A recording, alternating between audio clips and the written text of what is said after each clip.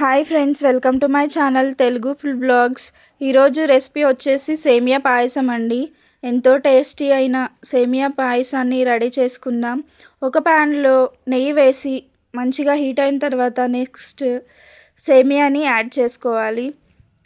సేమియా మంచి golden brown colour వచ్చేంత వరకు సేమియాని నెయ్యిలో మంచిగా ఫ్రై చేసుకోవాలి.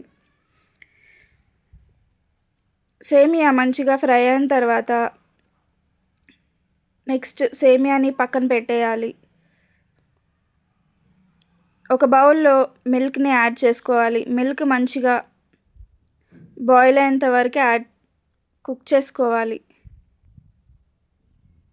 తగినన్ని వాటర్ కూడా యాడ్ చేసుకోవాలి. నెక్స్ట్ సేమియాని యాడ్ చేయాలి. సేమియాని మంచిగా యాడ్ చేసిన తర్వాత కలుపుకోవాలి.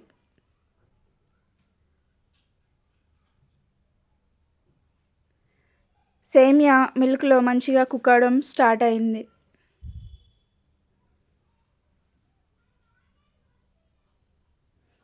సేమియా మంచిగా కుక్ అయ్యేంత వరకు సిమ్ని హై ఫ్లేమ్లో పెట్టుకోవాలి. సేమియా థిక్ కన్సిస్టెన్సీ వచ్చేంత వరకు కుక్ చేసుకోవాలి. నెక్స్ట్ షుగర్ని యాడ్ చేయాలి.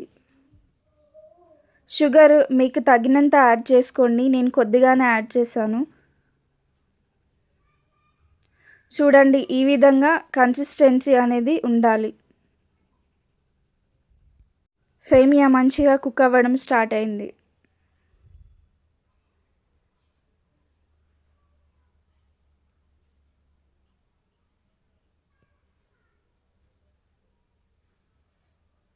నెక్స్ట్ ఇలాచీ యాడ్ చేసుకోవాలి.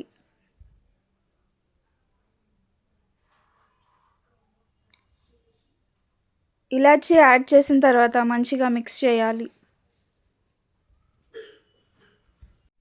ఇలాచీ మంచిగా మిక్స్ చేసిన తర్వాత నెక్స్ట్ సేమియా మంచిగా కుక్ అయిన తర్వాత మనకు కావలిస్తే కొద్దిగా వాటర్ కూడా యాడ్ చేసుకోవచ్చు.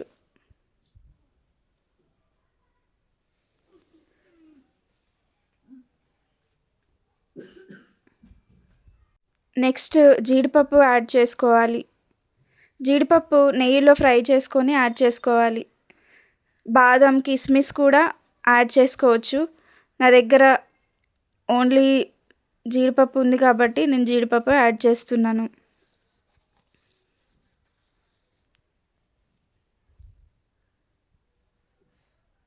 చూడండి, సేమియా ఈ విధంగా రెడీ అయింది.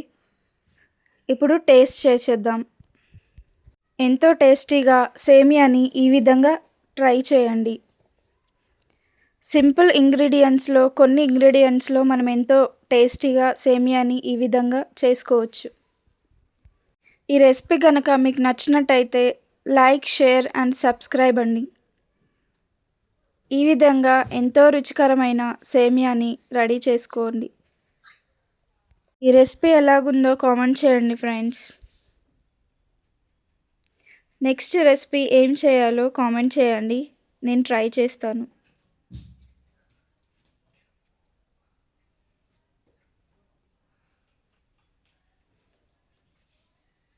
ఎంతో రుచికరమైన సేమియా పాయసం ready to serve. Thank you. Bye bye.